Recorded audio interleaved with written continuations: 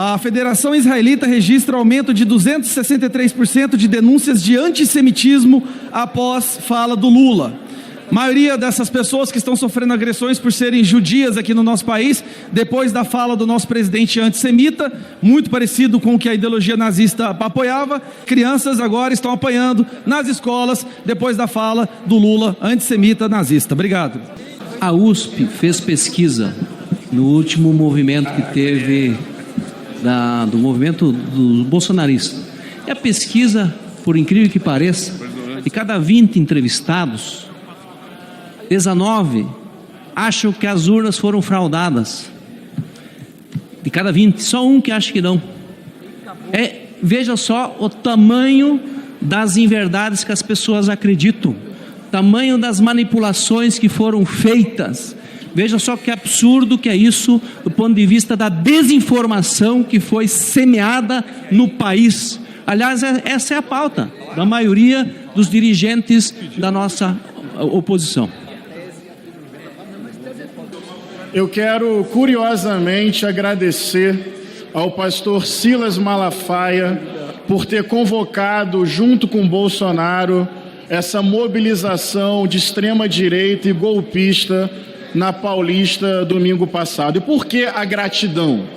Glauber, na minha opinião, o Malafaia revela de maneira transparente e pedagógica o quanto ele desrespeita a democracia, o quanto ele desrespeita o resultado eleitoral, o quanto ele tem um projeto de poder e o quanto ele também não considera, valoriza ou respeita as igrejas, os irmãos e as irmãs na fé. Por isso a gratidão, porque fica evidente esse projeto de poder que é autoritário e que se desvia completamente de um sentido generoso da fé.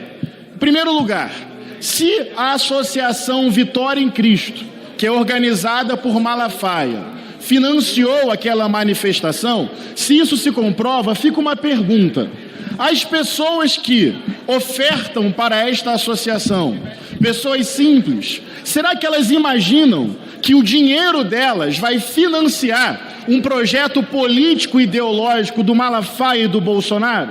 Será que quando as pessoas fazem a oferta na sinceridade do seu coração e da sua fé, elas esperam que seja esse o destino? É uma pergunta que se faz. Fica muito evidente que Malafaia, como outras lideranças, desvia completamente o sentido e o propósito da fé e das igrejas. Por um lado, Malafaia procura falar em nome do cristianismo e do campo evangélico, sequestrar o sentido da fé.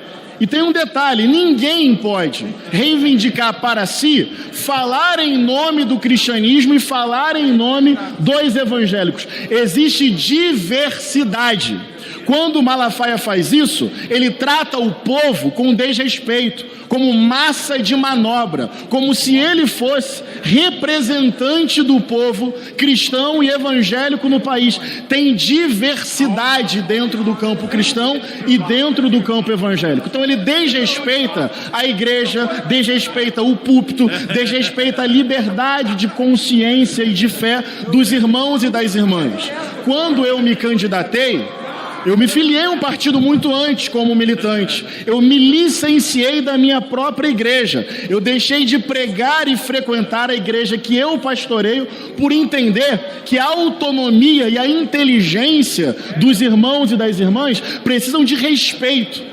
Bolsonaro desrespeita o sentido comunitário da fé, ele bolsonariza o púlpito, ele partidariza a igreja, ele captura o sentimento religioso para um projeto político ideológico desamoroso, transformando a religião em máquina de ódio.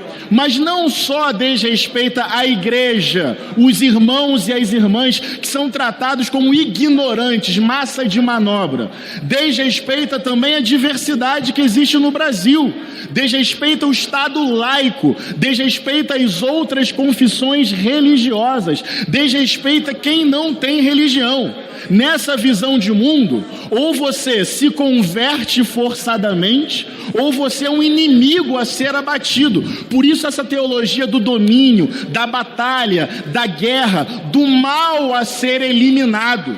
O que isso tem a ver com compaixão? O que isso tem a ver com misericórdia? O que isso tem a ver com solidariedade? O que isso tem a ver com sofrer com quem está sofrendo ou chorar com quem está chorando? O que isso tem a ver com partilhar o pão, sentir o coração do outro como o nosso próprio coração? Malafaia desrespeita a democracia, o Estado laico, a diversidade, as outras confissões religiosas e, no limite, desrespeita o próprio sentido da fé. Que Messias é esse? Guerreiro, bélico, com um fuzil na mão, com um projeto de poder, com ódio nos olhos. Então, a minha gratidão a essa movimentação do Malafaia é porque ele deixa evidente que quer transformar a Igreja de Cristo numa igreja de Bolsonaro, porque tem um outro elemento, a mitificação de um ser humano. Malafaia trata Bolsonaro como ídolo, e o povo evangélico entende bem o debate sobre isso. A mitificação de um ser humano, a relação religiosa com o ser humano. Bolsonaro é mais importante do que Jesus dentro dessa concepção. E agora, para concluir, Malafaia também quer se fazer um mito, um perseguido político, um Marte. Talvez esteja ansioso para sofrer alguma condenação judicial, mas ele não é um herói. Ele é apenas um homem desesperado por fama, por poder, por glória, por recursos, por incidência política, com um coração completamente contaminado pelo ódio. Chamo a esse debate muito importante para a democracia. As religiões podem contribuir com justiça social, partilha do pão, dignidade humana, misericórdia, solidariedade, cuidado com a Mãe Terra. Não essa máquina de ódio que transforma o púlpito em máquina de assassinar a democracia e a diversidade. Obrigada, presidente. Presidente, discordando de muitos dos pronunciamentos que eu ouvi aqui hoje, domingo foi dada uma demonstração ao Brasil de que o golpismo não acabou. Isso foi o que aconteceu na Avenida Paulista e, obviamente, há uma estimativa aqui politicamente posta, porque os cálculos feitos da Avenida Paulista mostram que o ato não passou de 180 mil pessoas. O que, aliás, é um ato grande. É um ato grande, 180 mil pessoas. Mas muito aquém do desejado. Um ato concentrado nacionalmente, financiado com centenas de ônibus pagos para tentar dizer que as investigações não podem continuar. Esse ato é a tentativa de dar continuidade àquilo que nós vivemos antes. Aliás, as mesmas pessoas que lá estavam defenderam na CPMI que não houve tentativa de golpe no dia 8 de janeiro. O senhor Bolsonaro produziu provas contra ele mesmo. Ele admitiu no microfone da Avenida Paulista conhecer a minuta do golpe, a minuta do estado de sítio. E ainda disse que era constitucional. E também se colocou ao lado dos golpistas, porque ele foi o comandante dessa tentativa de golpe, pedindo perdão, anistia para todos aqueles que invadiram o Congresso, invadiram o Supremo e invadiram o Planalto da República. Essa tentativa de anistia, quem se coloca do lado de criminoso, é criminoso. E nós sabemos pelas investigações que vão sendo feitas e cada vez mais robustas, de que o comandante daquele processo foi o senhor Bolsonaro. Os seus asseclas, autoridades civis e militares de alta patente, que estão sendo investigados pela primeira vez na história e serão julgados. Isso nunca aconteceu antes. Isso sim é o avanço da democracia. Chamar aquele ato de um ato democrático, do ato de 1 milhão, por favor, não sejam patéticos. Isso é ser patético, isso é cinismo puro. Agora, eu posso dizer a vocês o seguinte: mudou alguma coisa esse ato na correlação de forças? Vai comprimir a atuação do Supremo? Vai impedir as investigações da Polícia Federal? Não mudou nada. Mas o que a sociedade tem que perceber é que ela tem que se unificar cada vez mais em frente ampla, que aquele ato não foi, era um ato isolado dos mesmos. E é preciso ver os parlamentares que lá estavam, que são cúmplices do golpismo também.